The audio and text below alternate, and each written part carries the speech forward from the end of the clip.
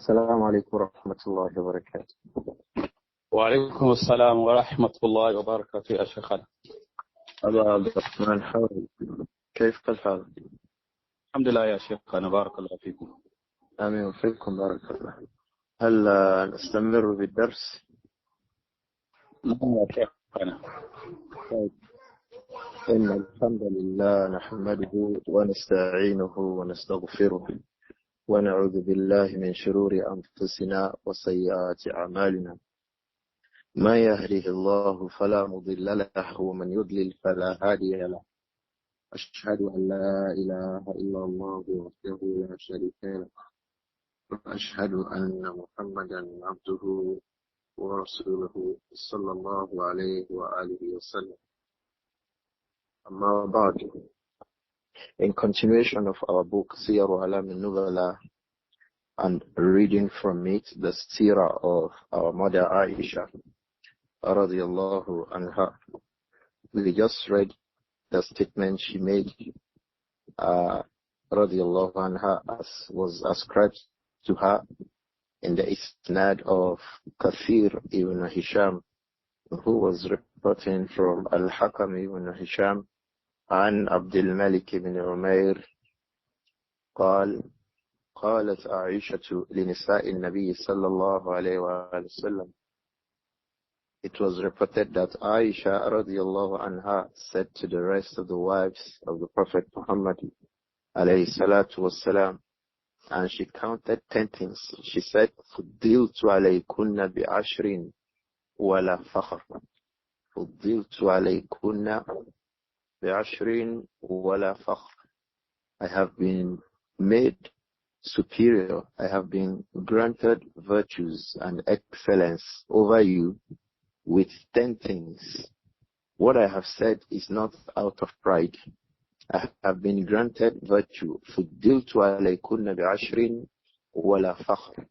I have been granted virtue over you from 10 angles regarding 10 things. وَلَا فَخْرٍ. It's not about pride, or is it about being, nor is it about vainglory. This is just from the aspects of mentioning the favors of Allah upon me vis-a-vis the rest of you. And then in that report, she mentioned 10 things, radiyallahu anha. And we read in the last class, that will be in page 147. We read in the last class that after citing that report, Imām Adh-Dhahabi went on to say, هذا حديث صالح الإسناد. هذا حديث صالح الإسناد. This is a hadith that has a nice chain of report. The report has a nice chain. If you look at the chain, you find people who are knowledgeable, who are trustworthy, ولكن فيه انقطاع. But it has a broken link. So there's a broken link in the chain of reports, and that renders the report munqati. Even though munqati means here that it has a broken chain, and if a hadith has a broken chain, the meaning is that that isnad is daif. But that is not to say each of these 10 things were not granted to her, radiyallahu anha. For example, she said, kuntu ahabba nisa'ihi ilayh. This is true, radiyallahu anha. Wa kana abi ahabba rijalihi ilayh. This is true. She said, I am the most beloved of his wives to him, radiyallahu anha. This is true. Wa kana abi ahabba rijalihi ilayh. And my father, Abu Bakr as-Siddiq, is the most beloved of his friends to him, sallallahu alayhi wa sallam. And this is true. وَابْتَكَرَنِي وَلَمْ يَبْتَكِرْ غَيْرِي. I was the one that he married as a young virgin. He did not marry any other one amongst you as a young virgin. This is also true. This is the third one. Number 4. تَزَوَّجَنِي لِسَبْعٍ وَبَنَى بِي لِتِسْعٍ. He married me while I was 7, and he consummated the marriage with me while I was 9. This is true. وَنَزَلَ عُذْرِي مِنَ السَّمَاءِ. An excuse for me, declaring me innocent, was revealed from the heavens. رضي الله عنها. This is also true. واستأذن النبي عليه الصلاة والسلام نساءه في مرضه فقال إنه لا يشق علي الاختلاف بينكن. It will be difficult for me to move around you, move from one room to the other, 9 of you. فأذن لي أن أكون عند بعضكن. So give me, you all, my wives, give me the permission to be in the apartment of just one of you. فقالت سلمة رضي الله عنها قد عرفنا من تريد. We already know who you want. رضي الله عنهن تريد Āishah. We know that it is Āishah's room that you desire. This was true. He actually asked for the permission to remain in the room or in the apartment of Āishah in the illness with which he died.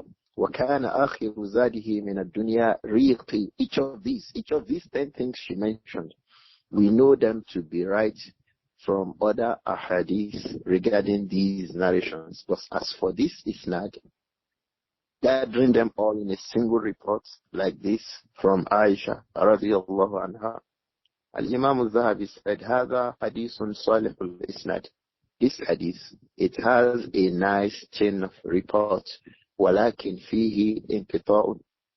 But it has a kind of a broken link in the chain of reports. Even though the report has in it narrations, information that can be corroborated one after the other from other authentic reports to be authentic.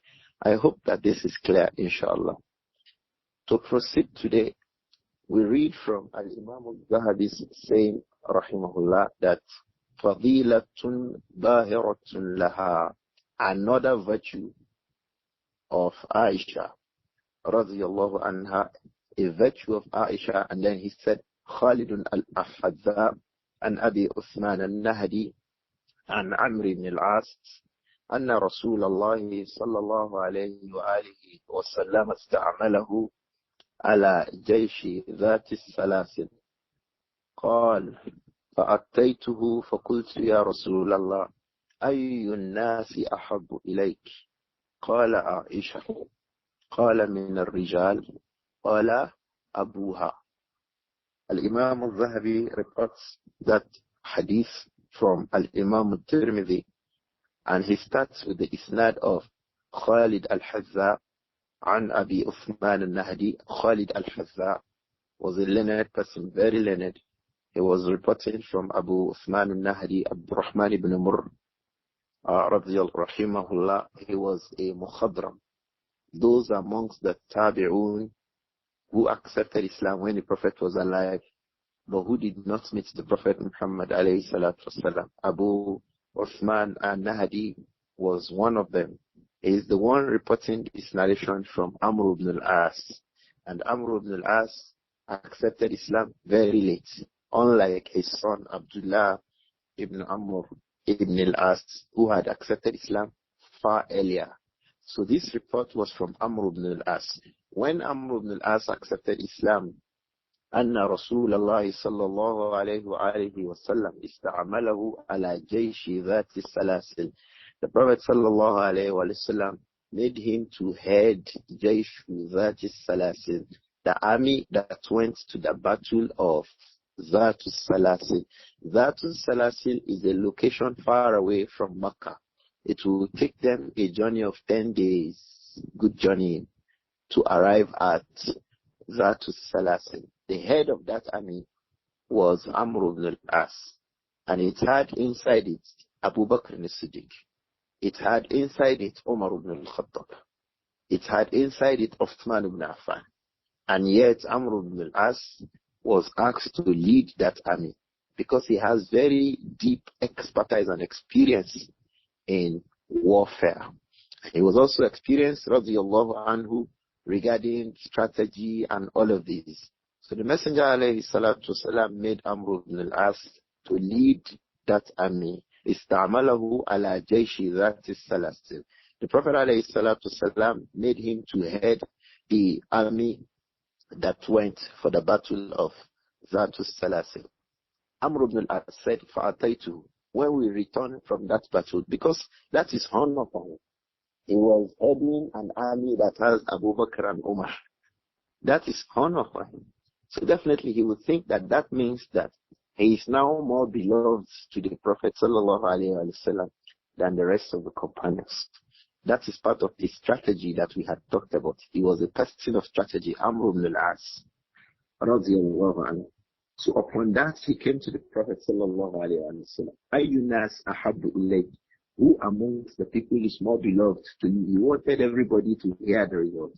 And our mother Āishah, radiyallahu anha, regarding her, the Prophet said, alayhi salatu wasalam, Āishah, Amr ibn al-As asked, radiyallahu anhu, Amr ibn al-As, he asked, Ayyun nasi ahabbu ilayk?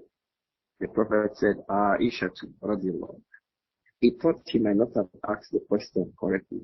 So he thought to restrict it to the men. So he said, Mina Rijal. How about the men? From amongst the men. Then the Prophet said, alayhi salatu wasalam, Abuha, our father. This is a thing of virtue for our mother Āishah. And the Prophet was announcing before everybody that she was the most beloved person to him. Sallallahu alayhi wa sallam. And we had mentioned this hadith previously. So we will not take the time on it.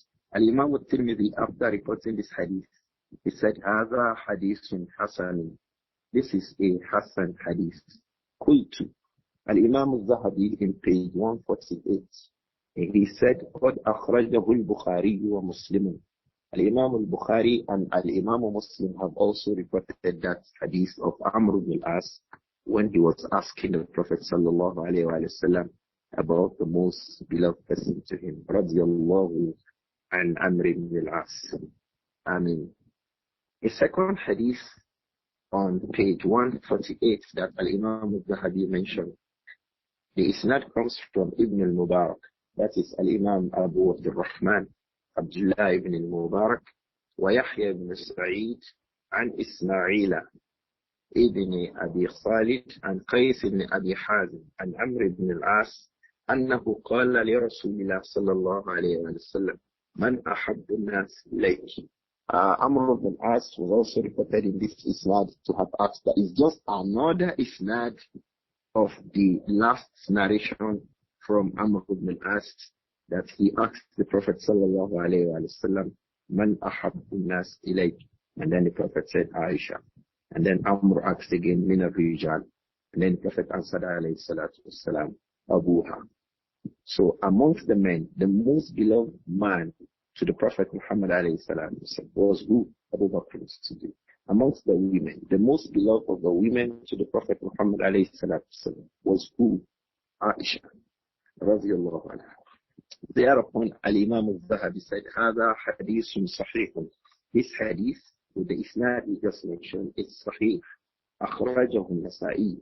Al-Imām al-Nasa'i reports it. وَالتِّرْمِذِي.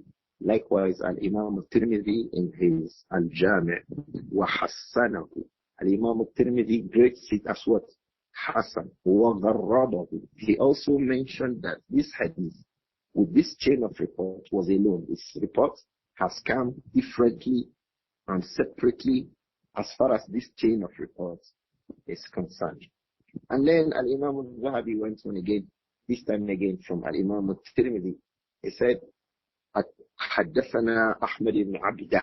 He was reporting from Al-Imām At-Tirmidhi because this hadith, this is not actually occurs like this in Sunan At-Tirmidhi. That Al-Imām At-Tirmidhi said, حدثنا أحمد بن عبده. That's one of the shuyukh, one of the teachers of Al-Imām At-Tirmidhi, Ahmad ibn Abda al-Dabbij, rahimahullah. He said, حدثنا المعتمر ibn Sulaiman. Mu'tamir ibn Sulaiman was the teacher of Ahmad ibn Abda in this isnad, and Humayd, and that was Humayd ibn al-Tawil, the well-known student of Anas ibn Malik. He's also reporting it from Anas ibn Malik. So that hadith of Amr ibn al-As that we have been reading, it is not just reported by Amr ibn al-As. It was not just reported by Āishah radiyallahu anha. It was also reported by who? Anas ibn Malik. So here Anas said, radiyallahu anhu, Qila ya Rasulallah. It was asked, O Messenger of Allah, Man ahabbu nasi ilayk? Who is the most beloved person to you? So when Anas said Qila, it was asked. Who was he referring to? Amr ibn al-As. In the reports of Amr ibn al-As, he would say, I asked. When the report of Anas, Anas would say, someone asked. Radiyallahu anhu. Anas said, Qila ya Rasulallah. It was asked, O Messenger of Allah, Man ahabbu nasi ilayk? This is the report of who? Anas ibn Malik. In the report of Amr ibn al-As himself, radiyallahu anhum, Amr ibn al-As was saying, Qultu ya Rasulallah. I asked, O Messenger of Allah. Sallallahu alayhi wa sallam. This is the way of the companions. Radiyallahu anhu. So Anas said, Qila ya Rasulallah, man ahabbu nasi ilayk? It was asked, O Messenger of Allah, who is the most beloved person to you? Qal, and the Prophet said, alayhi salatu salam, Āishah. It was Āishah. Qila, he said Qila again. It was asked. It was said. Min al-rijal. Who is that person who was saying and asking? Amr ibn al-As. This is how the scholars of hadith clarify and open up matters. They gather the reports and they will find answers for a particular question in that report from another hadith. So we can find, if we ask, Qila was said, it was said. If we ask, who said, then we say Amr ibn al-As, because we find that in the hadith of Amr ibn al-As, that Amr ibn al-As said, radiyallahu anhu, Qultu, I asked, I said. I hope that this point is clear. So Anas also reported it. It means it was something that was asked in the public. Everybody heard it. That the Prophet was saying, alayhi salatu wasalam, that ahabbu nasi ilayhi man Āishah radiyallahu anha. Wa min al-rijali man Abūha radiyallahu anha. At the end of it, Al-Imām At-Tirmidhi said, Hādā hadithun gharīb. This hadith is gharīb. That is, it is only known with this isnad. If you talk about it as far as Anas is concerned, it is just with this isnad. Otherwise, the most widely known of this report is from who? Amr ibn al-As, and you'll find the reports of it also from the narrations from Āishah radiyallahu anha. Now we come to a very, very important matter that I think we need to spend a little time on. And that is the matter about the age of Āishah radiyallahu anha when she became married to the Prophet Muhammad sallallahu alayhi wa sallam. Here in this book in Siyar A'alām An-Nubala, Al-Imām Adh-Dhahabi said, تَزْوِيجُهَا بِالنَّبِيِّ. Now he wants to address it. Al-Imām Adh-Dhahabi has just been mentioning the virtue, that it's a virtue for Āishah radiallahu anha to be married to a messenger of Allah alayhi salatu. Not just the messenger of Allah, to the head of all the messengers and Rasul, Muhammad ibn Abdullah alayhi salatu. It's a virtue for her. And he has been mentioning her virtues. Now he wants to explain the circumstances surrounding that marriage between who? The Prophet Muhammad alayhi salatu, and who? And Āishah. Because that's a milestone in the life of Āishah. It is different to say that a woman is married to a man. That's a virtue for her if the man is righteous. And that became a means of the wife living a righteous life. So that will be a virtue for that woman. A woman will be favored by Allah to be married to a righteous man. And that marriage will be a means for her to gain righteousness, to be steadfast upon righteousness, and then to convey the knowledge of righteousness for over 50 years, as our mother Āishah did, radiyallahu anha. She lived for 50 years after the Prophet Muhammad, alayhi salatu wasalam. She died when she was 68 years old, radiyallahu anha. And the Prophet died leaving her when she was 18 years old. It means for 50 whole years, half of a century. So you see, that marriage itself, it suffices to be mentioned as a thing of virtue. That was what we have been talking about. That her marriage was virtue for her, was a favor of Allah on her. And she mentioned it to radiallahu anha as a favor to her. She got favored in it. She got elevated in it. She got inside it that the Prophet was saying to her radiallahu anha that she will be one of his wives inside Al-Jannah. So this is a big favor to her to have been married to the Prophet Muhammad. Sallallahu alayhi wa sallam. But here now, Al-Imam Adh-Dhahabi said, Tazwijuha bin Nabi sallallahu alayhi wa sallam. Her being married to the Prophet Muhammad sallallahu alayhi wa sallam. Now he wants to explore the narrations, the details of that marriage itself. I hope that it is clear. Previously we were talking about that marriage as just being a favor to who? To Āishah.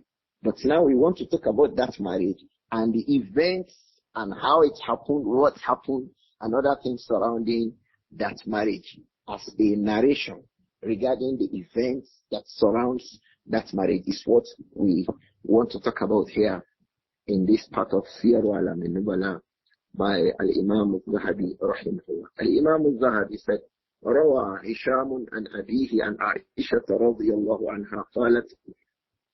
He said Hisham ibn Urwa rahimahullah روى عن أبيه. He reported from his father Urwa ibn Zubayr, that is the younger brother of Abdullah ibn Zubayr, from amongst the children of who? Asma'u bintu Abi Bakr as-Siddiq, that she had with who? Zubayr ibn Awwam radiyallahu anhu. Urwa ibn Zubayr was the younger brother of Abdullah ibn Zubayr, and she lived right inside the house of who? Āishah radiyallahu anha, just like his elder brother Abdullah ibn Zubayr. They were brought up by Āishah. Their mother was Asma, but the person who really brought them up was their maternal aunt. Who was that? Āishah radiyallahu anha. So Urwa ibn Zubayr is the father of Hisham ibn Urwa. So here, Hisham ibn Urwa, the son of Urwa, is reporting from who? His father Hisham, who was reporting from who? His own maternal aunt, who was who? Āishah radiyallahu anha. That she said, Āishah said, radiyallahu anha, تزوجني رسول الله صلى الله عليه وسلم متوفي خديجة. The Prophet sallallahu alayhi wa sallam tazawwajani after the demise of Khadija. And we had read from previous report that it was 2 years after she passed away. We are coming back to it. After Khadija passed away, the Prophet was waiting for about 2 years. Urwa ibn Zubayr reported that.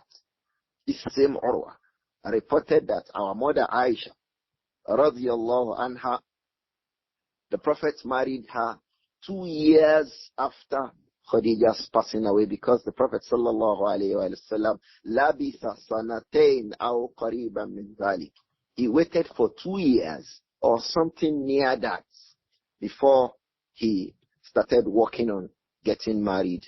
And we shall come back to the narration in full, but it was 2 years after Khadija radiyallahu anha. Āishah said, tazawwajani Rasulullah sallallahu alayhi wa sallam mutawaffi Khadija.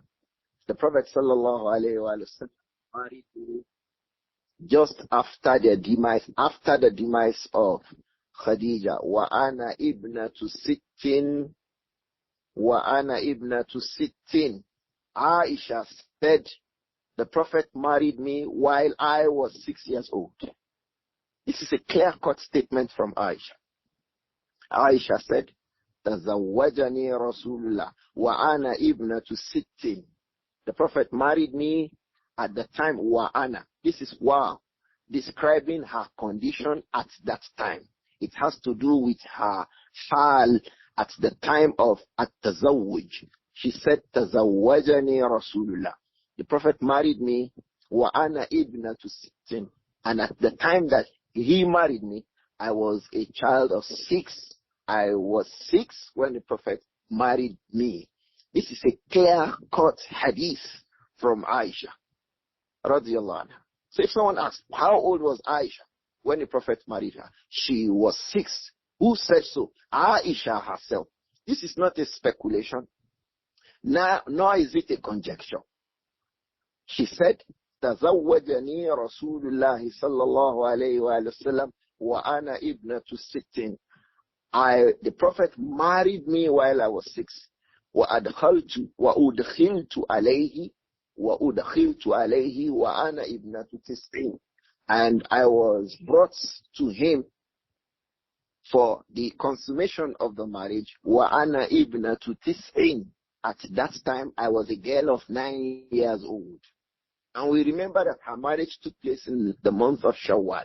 So the ulama explained to us that تزوجني رسول الله صلى الله عليه وسلم وأنا ابنة 16. The Prophet married me while I was 6 years old. That is talking about the hazfil kasri.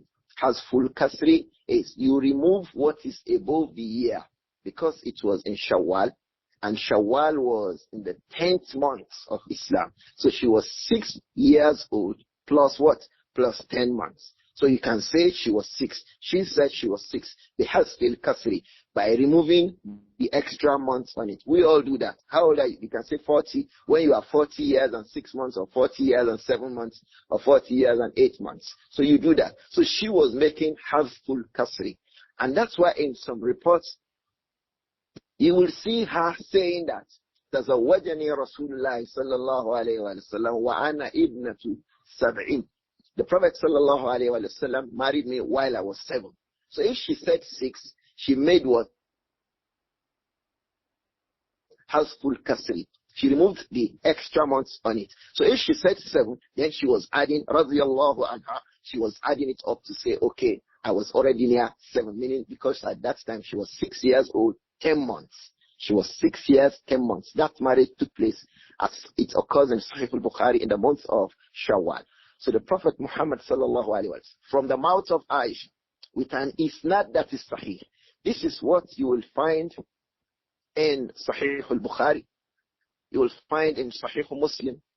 You will find in Sunan Abi Dawud, Sunan al-Tirmidhi, Sunan Ibn Majah, in other books of hadith, that she would say, radiyallahu anha, that the Prophet Muhammad sallallahu alayhi wa sallam tazawwajaha wa hiya bintu 16, that she was 6 when the Prophet married her. Wa bana biha wa hiya bintu 9. And the marriage was consummated, radiyallahu anha, when she was 9 years old. Wa mata anha wa hiya bintu 18. Mata anha wa hiya bintu 18. The Prophet passed away, radiyallahu anha, when she was 18 years old. So she would say, wa makastu indahu 9. In some reports, she would say, makastu indahu 9. I was with him for how many years? 9 years. Radiyallahu anha. So from her, from Āishah, she was 6 years old when the Prophet married her. She was 9 years old when the Prophet Muhammad sallallahu alayhi wa sallam had the marriage consummated. Now there's something we must differentiate. There's a difference between the marriage, nikah, aqd, and the consummation of marriage. Al-bina. Al-bina aw dukhul alayha. Al-bina biha, that is consummating the marriage with her, aw dukhul alayha, or coming into her, having her come into the house as a wife. There is a difference between the two. The marriage itself was consummated when she was 6 or 7, and the marriage itself was conducted when she was 6 or 7, and the marriage was consummated when she was 9 years old. Radiyallahu anha. This is the clear-cut narration from her. This is the clear-cut narration from her. There are a lot of fiqhiyat around this. And this is the ijma'ul ummah. The ijma'il ummah. The ummah is by consensus agreed that a young girl can be married to a man. There is marriage, difference between marriage and what? Consummating the marriage. So when she grows up, as some of the scholars have said, then she has a choice to continue the marriage or not. Some say that she does not have a choice to continue the marriage because the choice of her father was the best of the choices at that time. That's why they say the father who has a right to do this kind of a thing is the one who is only deeply interested in the religious benefits that the girl stands to gain. She said he is a father that is deeply interested in the religious benefits that kind of a young girl will make from her marriage. So if the father sees that, at my age, let me marry this girl out now. So maybe at age 2, age 1, age 2, age 3, age 4, age 5, age 6, the marriage can take place. This is common in many cultures of the world. It's not a strange thing. It's not strange. Marriage, act. So the man, I have a wife. It even happened amongst the companions, radiallahu anhu. Uthman ibn Mas'ud, radiallahu anhu, married a little young girl. The girl was very young at birth. That when this girl grows up, she will be my wife. And if I die, she will inherit me if she grows up. It was a common thing. It was a very, very common thing. The act itself can be done. Don't forget, the consummation can be later on when that girl becomes a matured girl. The consummation will be done later on when the girl becomes matured. And that is what we have seen with the Prophet Muhammad alayhi salatu. This was a common thing amongst the people in the olden times. They will, even in the recent cultures, in Hausa land, in Yoruba land, in places, you will give birth to a girl, and another family close by to you will come and say, oh, marry this girl to us. When the girl grows up, she becomes the wife from the other family that has come to ask for her. There is nothing strange in it. And because there's a difference between the marriage itself and the consummation of the marriage. So when the girl grows up, matured enough, then she goes to the house of her husband. There's nothing strange. There's nothing far-fetched about it. This is our deen. It is there. If it is guaranteed that that kind of a marriage will bring deen benefits to that girl, just like the marriage of Āishah radiallahu anha was a thing of benefits for Āishah to radiallahu anha. So she herself said that تزوجني رسول الله صلى الله عليه وآله وسلم وأنا ابنة 60 وأدخلت عليه وأنا ابنة 90. This has been reported from Āishah radiallahu anha by 4 amongst the Tabi'un. Urwa ibn Zubayr reported it from her. Abu Salama, the son of, and that report of Urwa ibn Zubayr is the most common in the books of Hadith. It occurs in Bukhari and Muslim. It occurs in Sunan al-Nasa'i, Sunan Abi Dawud, and in other books of Hadith. Abu Salama, rahimahullah, the son of Abdurrahman ibn Auf, he also reported this Hadith from Āishah, radiallahu anha. And his report from Āishah occurs with an authentic chain with Al-Imām al-Nasa'i, rahimahullah. Likewise, Al-Aswad ibn Yazid al-Nakhai, he also was a mukhadram. Those who had accepted Islam before the Prophet passed away, but who did not find the opportunity, rahimahumullah, to meet with the Prophet Muhammad alayhi salatu wasalam. Al-Aswad ibn Yazid al-Nakhai was also a prominent student of Abdullah ibn Mas'ud. He also reported it from our mother Āishah, radiyallahu anha. Likewise, Abdullah ibn Ubaydillah ibn Abi Mulayka, he is commonly called Ibn Abi Mulayka, in ascription to his great-grandfather Ibn Abi Mulayka. But his name was Abdullah ibn Ubaydillah. He also reported this hadith from our mother Āishah, and his report occurs in Sunan al-Nasa'i al-Kubra with an authentic chain. Likewise, Abu Ubaidah, the son of Abdullah ibn Mas'ud, he also reported this hadith from our mother Āishah, and his own report also occurs in Sunan al-Nasa'i al-Sugra. It also occurs in As-Sunan al-Kubra by Al-Imām al-Nasa'i. We have about 6 tabi'un, all of them thiqat, a'imma, who have reported this in the various books of hadith. Urwa ibn Zubayr, Abu Salama, Al-Aswad ibn Abi Mulayka, and Abu Ubaidah, the son of Abdullah ibn Mas'ud, radiyallahu anhu. All of them have reported these narrations with authentic asanid. From who? From Āishah. That's what? تزوجني رسول الله صلى الله عليه وسلم وأنا ابنة 6. The Prophet married me while I was 6. وبنى بي, and then I was أدخلت عليه. I was brought into the house for him. وأنا ابنة 9, while I was 9 years old. What we are trying to say here is this is what is clearly established without conjecture.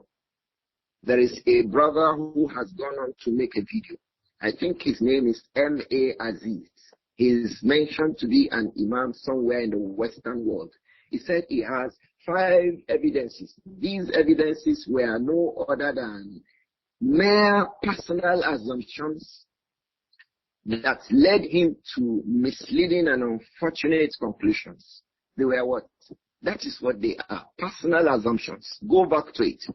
And the first thing he called personal assumption that he referred to as evidence He says it occurs in Sahih al-Bukhari, and it actually occurs that our mother Āishah radiallahu anha said, Lam aqil abawayya illa wa huma yadinani din. I did not ever grow up to know my parents except that they were from Islam. The best of what you find in this hadith was that when she was born, her father Abu Bakr and the Prophet Muhammad alayhi salatu wasalam had started inviting, and her father and her mother Ruman, they were already Muslims. She never knew any other thing apart from what? Islam. Then this person went on to start speculating. You will think that what he was saying is in Sahih Bukhari. This is what is in Sahih Bukhari. I grew up to know my father as Muslims. I grew up to know my mother as a Muslim. I grew up to know my father as a Muslim. That's. But he went on to build upon this, his own speculation he called evidence. So he said that when he wants to say, if you go back to it, that's the phrase, he said, I want to say around maybe 5 or 6. He was the one procrastinating. And now you can put all of these in context, and she was probably 6 or 7 or 8. And this probably, supposedly that he was talking about, they are his own assumptions. The number he gave to those probabilities were his own assumptions. Those numbers lack any chain of report. What is authentically reported from Āishah was that Tazawwajani Rasulullah sallallahu alayhi wa sallam wa ana ibnatu 16. The Prophet married me clearly when I was 6. Wa udkhiltu alayhi wa ana ibnatu 9. When I was brought to him as a wife, I was 9 years. It's clear. When his first report, he started saying, if you put it into context, maybe she was probably 5 or 6, maybe she was probably 9 or 10.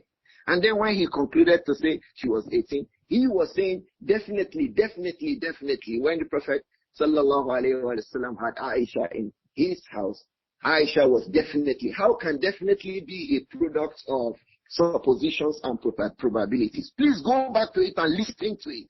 He built that definitely upon suppositions and probabilities. And the second thing he called evidence, that's just no more than personal assumptions leading to misleading and unfortunate conclusions. He said that it also occurs in Sahih al-Bukhari that Āishah said, radiyallahu anha, kuntu jariyatun al-abd wa unzila Rasulullah sallallahu alayhi wa sallam fi Makkah. I am reading it as he read it, even though this reading is wrong. She can't say kuntu jariyatun. She would say kuntu jariyatan, not kuntu jariyatun. And then she can't say unzila Rasulullah because the Prophet was not sent down from heaven. Go back and listen to it. These were the wrong readings he made in Arabic. So if he was making a wrong reading, his conclusion would definitely be wrong. The Prophet Muhammad alayhi salatu wasalam, when Bali Sa'atu, that was the third thing. He says, Sayuhzamul jam'u wa yuwalluna ad-dubur. And then he says it's in Sahih Bukhari. That's not in Sahih Bukhari. What he was saying was not in Sahih Bukhari. The statement when our mother Āishah said that the verse came down when she was a little young girl, it was about Bali Sa'atu Maw'iduhum wa Sa'atu Adha wa Amar. Not Sayuhzamul jam'u. It was about Bali Sa'atu Maw'iduhum wa Sa'atu Adha wa Amar. So I don't think he checked Sahih Bukhari. He was just talking. May Allah protect him. He was just talking. He didn't check Sahih Bukhari. And then when he went on, he said that puts her at age 6 years, maybe because she said this verse, he was saying Sayuhzamul jam'u, but the correct thing, as I said, is that Bali Sa'atu Maw'iduhum wa Sa'atu Adha wa Amar. That hadith actually occurs in Sahih al-Bukhari. He said, لَقَدْ أُنزِلَ عَلَى مُحَمَّدٍ صَلَّى اللَّهُ عَلَيْهِ وَآلِهِ وَسَلَّمَ بِمَكَّةَ وَإِنِّي لَجَارِيَةٌ الْعَبْدُ أُنزِلَ عَلَى مُحَمَّدٍ بِمَكَّةَ وَإِنِّي لَجَارِيَةٌ الْعَبْدُ. That verse came down to the Prophet sallallahu alayhi wa sallam. At that time, I was a little young girl playing on the streets. What does that mean? Does that speak about her age at marriage? So he built upon this reality that's actually in Bukhari. He built upon its supposition and assumptions. And he presented it as if those his suppositions and assumptions are inside Sahih Bukhari. So he began to say, which puts her at age 6, at least. A child who would understand the Quran must have been at least what? I don't know, probably. And then he started probably. And then at the time of Hijrah, probably she was 16 or 17. Which 2 years later, when she became married, she was probably. All of these probablys do not make evidences. Āishah herself, radiallahu anha, said, تزوجني رسول الله صلى الله عليه وسلم. The Prophet married me وأنا ابنة 16 while I was 6. وأدخلت عليه وأنا ابنة 9. I was brought to him for the marriage to be consummated while I was 9 years old. The third thing he mentioned was even against him. I am sure he never saw these ahadith that he was citing. He said the third hadith was from the Musnad of Imām Ahmad. And then he went on to cite the narration. We shall read that narration. It is in this book, Siyar A'alām An-Nubala. It is in the next page that we shall get to. The details of the marriage that Khawla bint Hakim, the aunt of the Prophet sallallahu alaihi wasallam, she was the one who came to propose Āishah and Sauda. We remember that narration. And then that person, M.A. Aziz, was saying that in the Musnad of Imām Ahmad, that there was a man who had wanted his son to marry Āishah. And that when Khawla came to propose to Abu Bakr as-Siddiq, Abu Bakr as-Siddiq radiallahu anhu went to Al-Mut'im ibn Adi. That is the name of the father of the man. That man had come to propose to Āishah through the father too. To let you understand that this was not something new. It was something that was well known culturally. A little young girl, people from families that were close by, we go to ask for their hands in marriage. So that man, Al-Mut'im ibn Adi, had come to ask for Āishah's hand in marriage for his own son. So in that hadith, what occurs there is that if you go to Musnad al-Imam Ahmad, go and check it, volume 6, page 211. The hadith is there, volume 6, page 211. And Imam Ibn Sa'd also reported it in his At-Tabaqat. And it is also in this book, Siyar A'alām An-Nubala. We shall come back to it. But for the purposes of the discourse and refutation to that brother who had misinterpreted, I don't know whether it is deliberate, but it's clear-cut misinterpretation and representation of what has happened. He said that the mother of that man, the wife of Al-Mut'im ibn Adi, the mother of the man who wanted to marry Āishah earlier, his mother, he said, that person said that the mother of the man rejected that her son should marry Āishah for the fear that Āishah can convert her son. He said, that man said that the wife of Al-Mut'im ibn Adi, she is called Fatah. That Fatah was afraid that Āishah would convert her son to become a Muslim. This is not in the story at all. If it is in the story, he should write it out and set it out. It is not in the story at all. Whether in the Musnad of Imam Ahmad, whether in this book, Siyar A'alām An-Nubala, or other books of hadith. What is in the hadith, in Siyar A'alām An-Nubala here that we shall read in the next page, what the woman said to Abu Bakr was that, لَعَلَّنَا إِنْ أَنْكَحْنَا هَذَا الْفَتَى إِلَيْكِ تُدْخِلُهُ فِي دِينِكِ. We are afraid if we allow our son to marry your daughter, you will bring our son, you will make our son to become a Muslim. You, the father of Abu Bakr, the father of Āishah, Abu Bakr, you will make our son to become what? To become a Muslim. You will see that also in the Musnad Imam Ahmad. In the report of Musnad, she said, لَعَلَّكَ مُسْبٍ صَاحِبَنَا لَعَلَّكَ أَنْتَ أَبَا بَكْرٍ لَعَلَّكَ مُسْبٍ صَاحِبَنَا مُدْخِلُهُ فِي دِينِكَ الَّذِي أَنْتَ عَلَيْهِ إِنْ تَزَوَّجْتَ إِلَيْكَ. Perhaps you are going to make our son who wants to marry your daughter to enter your religion, الَّذِي أَنْتَ عَلَيْهِ, that you are upon, إِنْ تَزَوَّجَ إِلَيْكَ, if our son marries your daughter. But that man built an evidence upon that, his false narration, that the woman was afraid that if his son married Āishah, Āishah will convert the man to a Muslim. That means that Āishah was already 18 years old at the time. Look at how spurious that conclusion is. That's why I said the entirety of that video is built upon two things: empty assumptions and misleading conclusions. The fourth thing he mentioned that he called an evidence, I think it's necessary that we talk about it.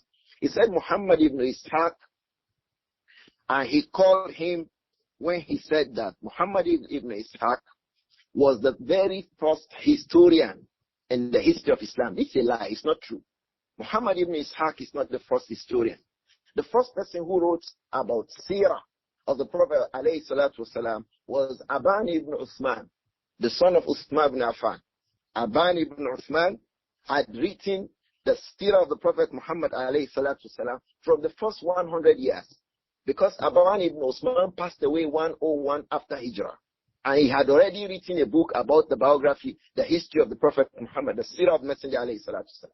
After Aban, it was Urwa ibn Zubayr, who is known to have written about Seerah. And Urwa ibn Zubayr himself, if you go to page 149 in this book, Siyar A'alām An-Nubala, Urwa ibn Zubayr himself said, Rahimahullah, Anna Khadija tuwfiyat qabla al-hijra bi 3 sinin. Urwa ibn Zubayr said that Khadija passed away 3 years before Hijrah.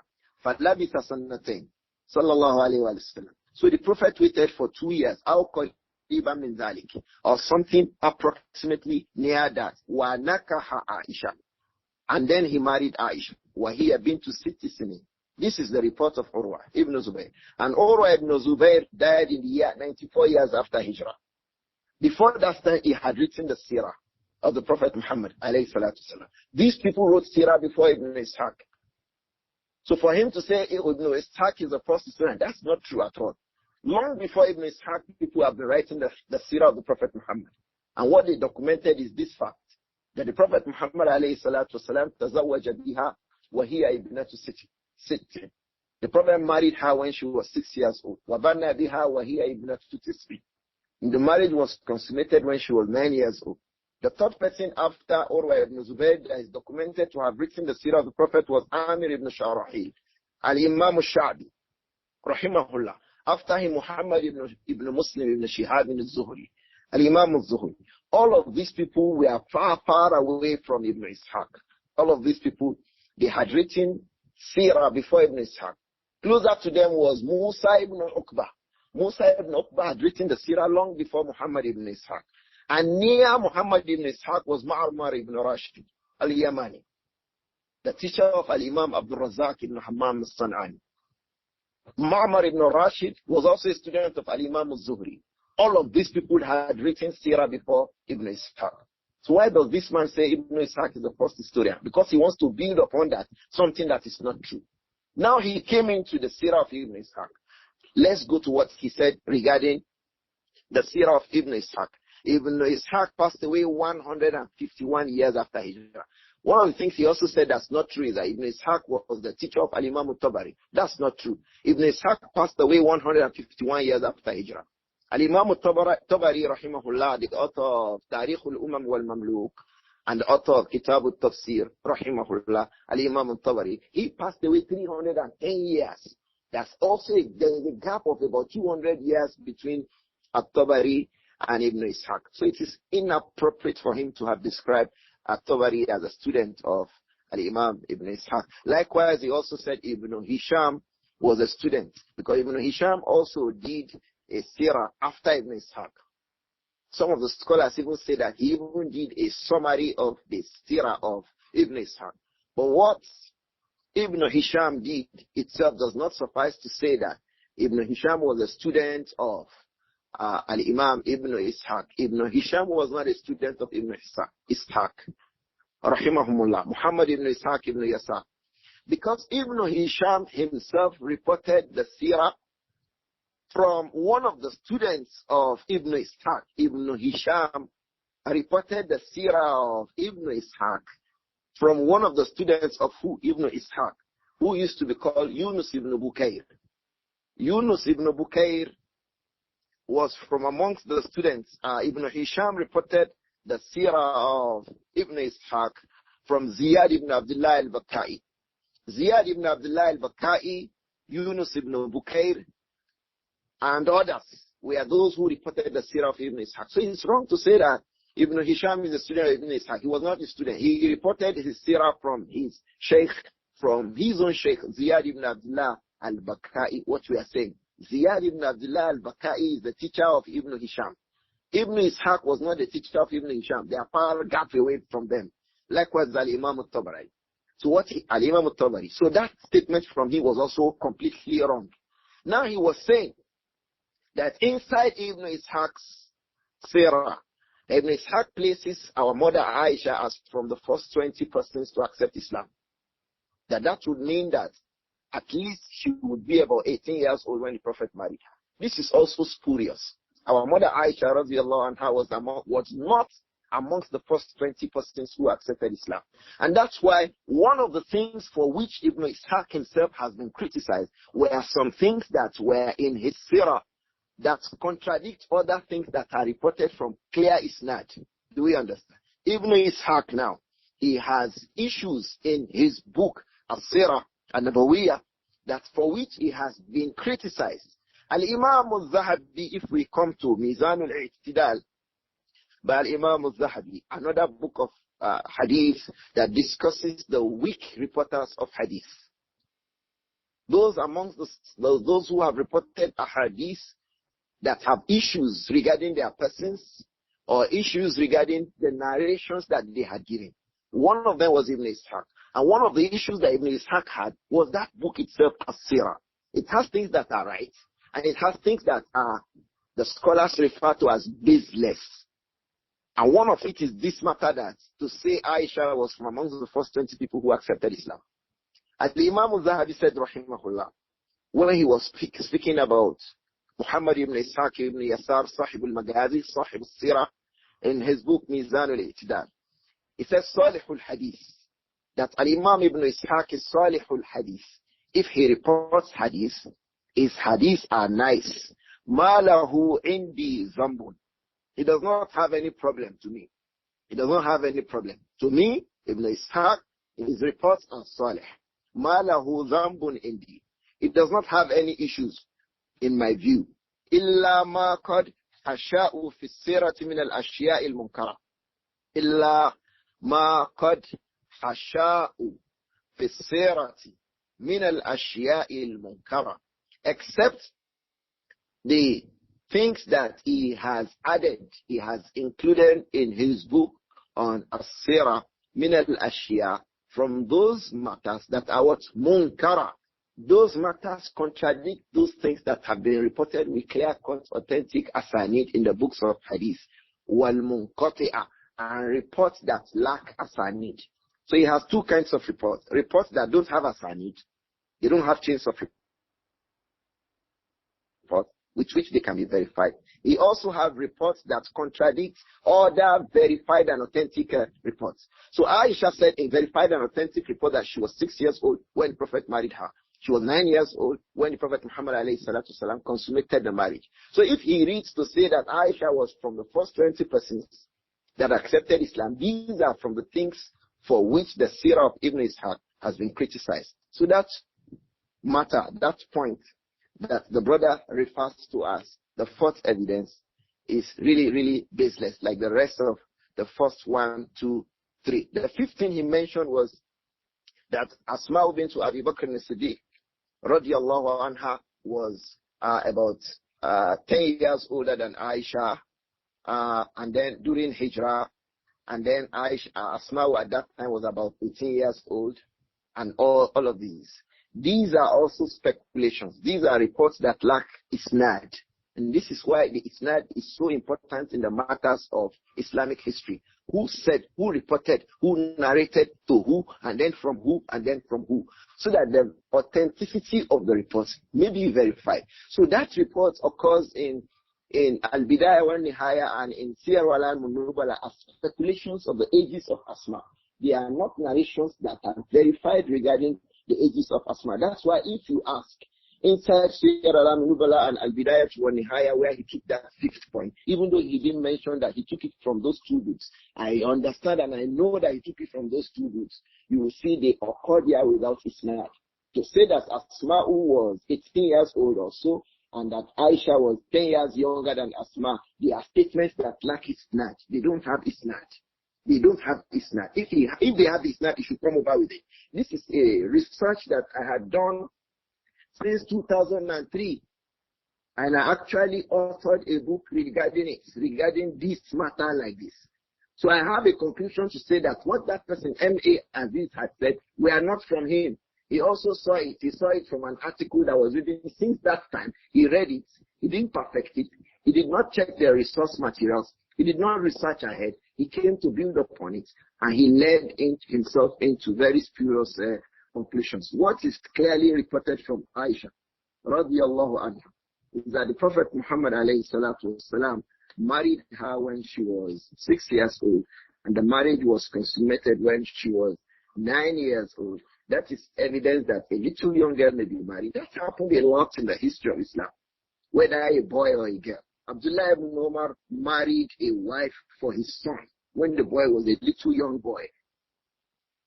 Abdullah ibn Umar married a wife for his son when the boy was a little young boy, upon an understanding that when the boy grows up, he becomes the full husband to the woman. So there is no age limit to marriage as far as the act is concerned. What age limits? And it's not actually about age, it's about maturity, is the actual consummation of the marriage. And he did not differentiate that. That M.A. Aziz, he did not give a differentiation between Al-Aqdu and Ad-Dukhul in the marriages of our mother Āishah radiallahu anha with the Prophet Muhammad sallallahu alayhi wa sallam. I think it will suffice for us to stop here and attend to the questions that may arise regarding this issue or any other issue that we had addressed in the past. Abu Abdurrahman. نعم يا شيخ أحسن الله إليكم. آمين وإياكم. Now there are some questions here. Now, there's a question here about Rahman. Is it permissible for the girl to say she doesn't like the man again when she grows up? It's permissible. Just like even a grown-up girl. A grown-up girl may marry her husband. A month after, 2 months after, she dislikes the man. We have seen this with our own eyes. Young girls who went to university, who have master's degree, who have PhDs. I have the case on my hand. It was 8 months of marriage. The woman has a PhD. 8 months. She became disconnected with the man. The man became disconnected somehow. The marriage broke up 8 months after. It's not about children alone. When they grow up, it can happen between 2 adults, and it can happen between 1 adult and a young person who was married, for the marriage to be consummated when she becomes old. So it's there. It's not a strange thing. The Prophet ﷺ mentioned that to give the woman a chance to choose to remain in the marriage, just like the man also has a choice to keep a wife or divorce a wife. But the bulk of it is that the marriage is allowed at that age, while consummation will wait until the girl becomes well mature. Don't forget also, that marriage is upon a consideration of religious benefits for the young girl. If this girl marries this man, she will gain a lot. Like Āishah gained from the Prophet Muhammad ﷺ and her marriage to him. These considerations should not be lost in the issues when we consider these kinds of marriages. Even though I'm sure that many of the people can give these kinds of marriages if they know that they are guaranteed of billions in the future. Many people will do it without questioning it.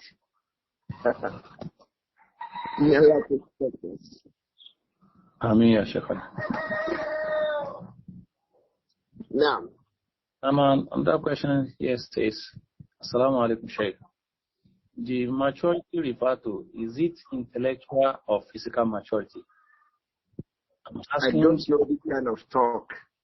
What was given to Āishah? You see, in all of these hadiths we are reading, there are no this kind of grammar we speak in our own times, whether physical maturity, intellectual maturity, economic maturity, or physical and social civics maturity. The matter is that she's matured enough to be with a man as a wife. That's all. So if you like, you can say she was physically and mentally matured. But the matter is that there was not a time that our mother Āishah was mentally immature. From everything you would have read about her, you will see that from a very, very young age, this was a young girl that was brilliant. Radiallahu anha. And Allah specially made her for the Prophet Muhammad. There are also other brilliant young girls like that. So I don't know if you refer to mental maturity. Physical too, she was physical. She was strong enough to be able to be with him as a wife. Al-Imām Shafi'i, Al-Imām Al-Bukhari mentioned in his Sahih about Al-Imām Shafi'i when he reported that he met a woman who was about 20 years old in Yemen, and she was already a grandmother at 20. At 20, she was a grandmother. And this that we are saying. Are you not seeing in the Western world, the same Western world that people who want to adopt their lifestyles and throw away the values of Islam? The same Western world. See young girls of 10, 11 choosing to have boyfriends. Are they not teaching them sex education now? At age 5, 6, 7. So I don't know what kind of intellectual justifications we are looking for. The narrations are clear and the matters are clear. It just remains for us to leave aside influences and stereotypes and remain with the truth that has been revealed from our Lord and upon which the Prophet ﷺ lived his life, and it was transmitted to us. If we accept this one, we can leave aside those stereotypes from non-Muslims who make these matters appear as if they are things that are far-fetched. 12 years, a year ago or 2 years ago, 11, 12 years old girl was on TikTok. She traveled to UAE here in Nigeria. They went to UAE in a school. We know what has happened to that girl. We know how many number of boys in the school were having even with her. This kind of a young girl too at 10, 11. Will her parents not say that she's not physically mature, mentally mature, socially mature? May Allah protect us. Let's not leave these matters to these kinds of discourses forth and backwards. And when we are pushed aside forth and backwards by stereotypes that the enemies of Islam have drawn against us. May Allah protect us. I hope that the matter is clear. A young girl may be married to a man, disciplined, understood, clear, religious person, balanced, intelligent, and he will be taking care of her. Even perhaps the marriage might not have been consummated. He will be in charge of her, taking care of her, spending upon her. If he dies, the girl will inherit her. And if the girl grows up, she already has a husband. She will not emotionally wander about, as teenagers wander emotionally about. At the age that teenagers are emotionally wandering about in our own times, Āishah already has a husband in the Prophet, and she was already living the life of somebody who was responsible. Many of the young girls today, they don't know where they are going at age 18, 19. As teenagers, they still don't know where they are going to. They emotionally entangled, going forth and backwards. May Allah protect us. I hope we can see our way there, man. Naam ya Shaykhana. So this one says, Ahsanallahu ilaykum, jazakumullahu khairan. I saw this somewhere. How true is this? Āishah had been engaged to Jubayr ibn Mut'im before marrying the Prophet. So I hope that you be patient enough to hear what happened in the last class, in the next class, inshallah. Because Imām Adh-Dhahabi had explained to us what happened. When that proposal from Sauda came to Abu Bakr regarding Āishah, the mother of Āishah, Ruman, said somebody had come to mention Āishah for marriage. And that was the son of Al-Mut'im ibn Adi, Jubayr, that you are now talking about. So the Abu Bakr went to the house and said, how far? Are you still interested in my daughter?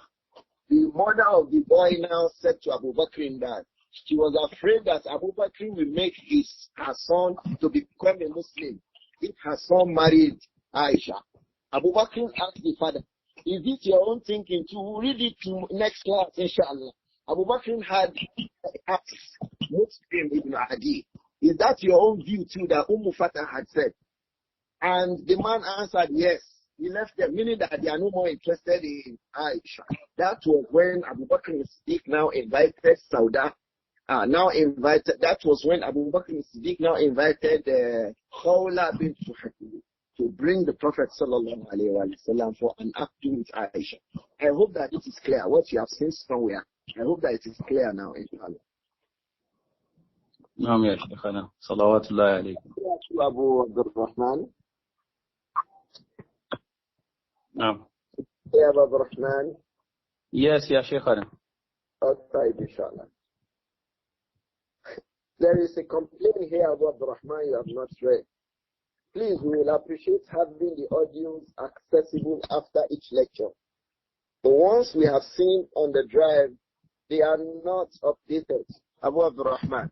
A lot of people have been complaining that the drives are not updated. I don't know, and the complaining is becoming so much. Abu Abdur-Rahman, Abu Yusuf, Abu Amir, all of you. For the sake of Allah, update these things for the servants of Allah to listen and make benefit from it. May Allah forgive us all and make us benefit from them. Can we start that today, Abu Rahman? نعم يا شيخنا. Inshallah, we are going to update. Assalamu alaikum wa rahmatullahi wa barakatuh. وعليكم السلام ورحمة الله وبركاته.